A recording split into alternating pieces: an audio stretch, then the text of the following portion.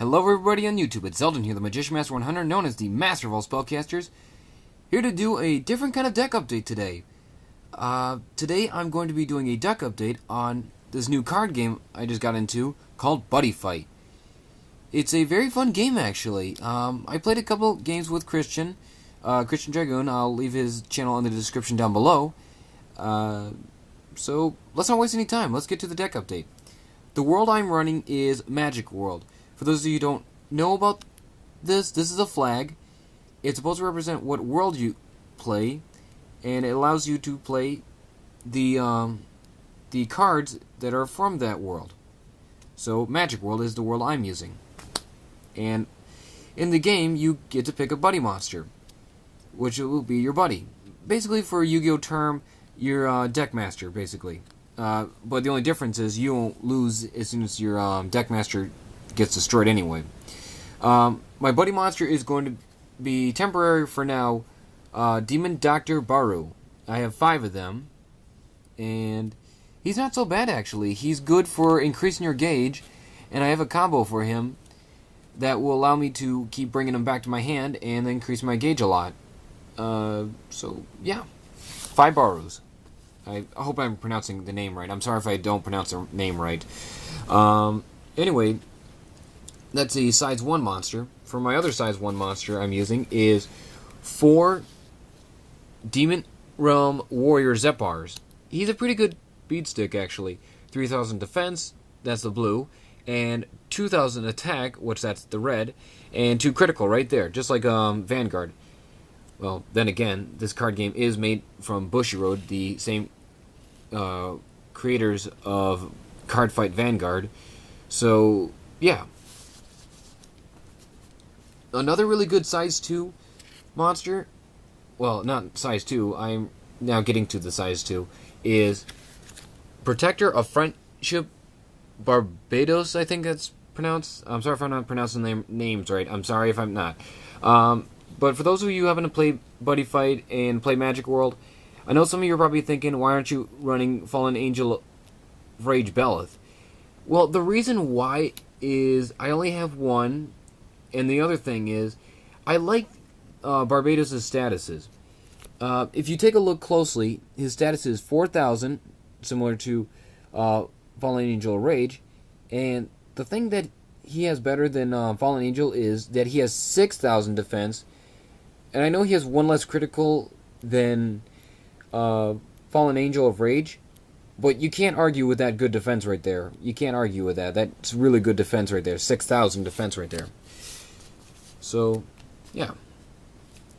Another really awesome size 2, I did a review on him on one of my videos, is...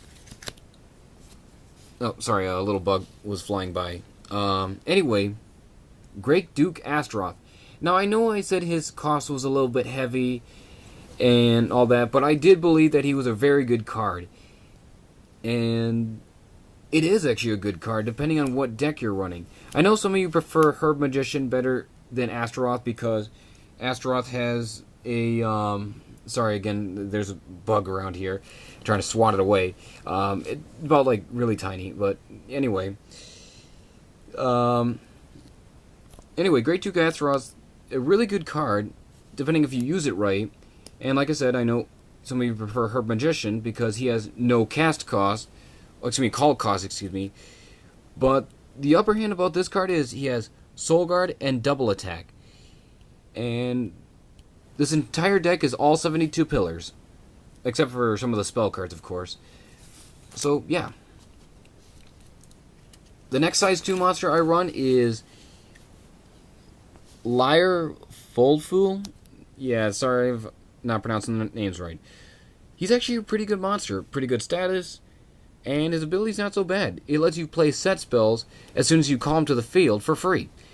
But the only downside is that you can't put him back in your hand, basically. No magical goodbyes, nor noisy dance room. So, yeah. That's the only downside. And now for the spell cards. We have 4... Sorry, the sleeves are kind of stuck together. 4 nice ones.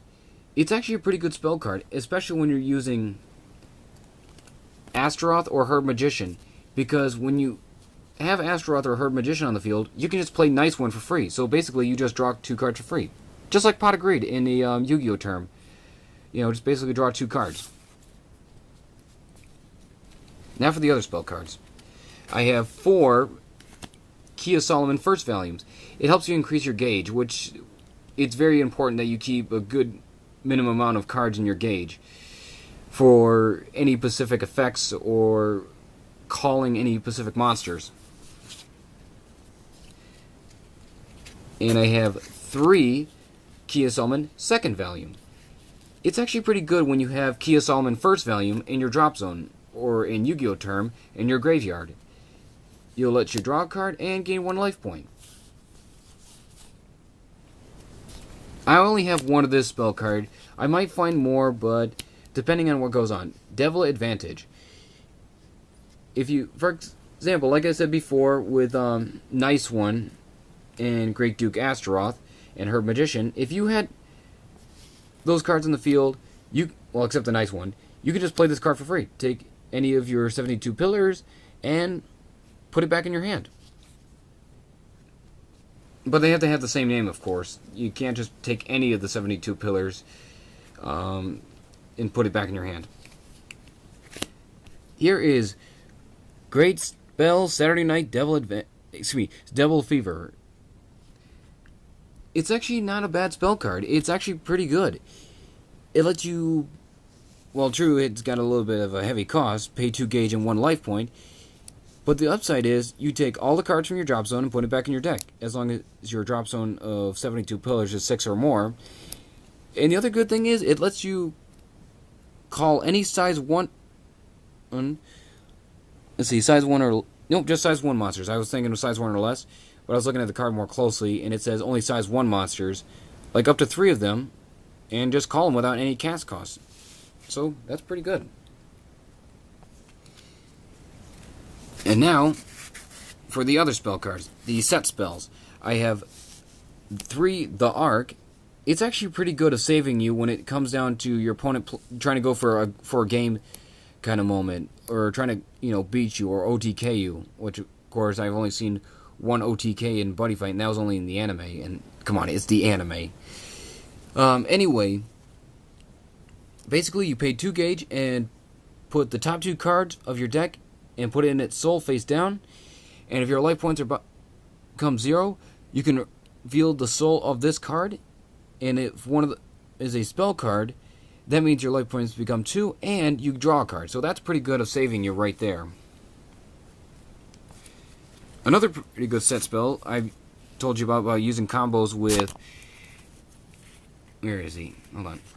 With Baru is basically Noisy Dance Room. It gives all 72 pillars 1,000 power, and you can pay a gauge and bring 172 pillar from your field to your hand. I mostly would use this combo with Asmodai, which of course that's going to be my main buddy monster as soon as I get one. At least 5 of them at least. But yeah, it's a pretty good combo. Call Asmodai, use Asmodai's effect, discard a card, destroy a monster, then use this card's effect, put him back in your hand, then call him one more time, discard another card, and destroy another card. Basically, you just destroyed 2 cards in one move, right there with this card right here.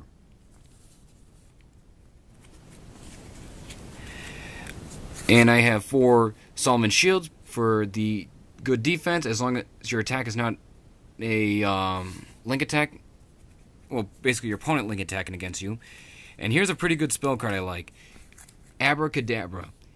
You pay 2 gauge, and have to nullify your opponent's spell card. So, again, back to the Astaroth and Herb Magician.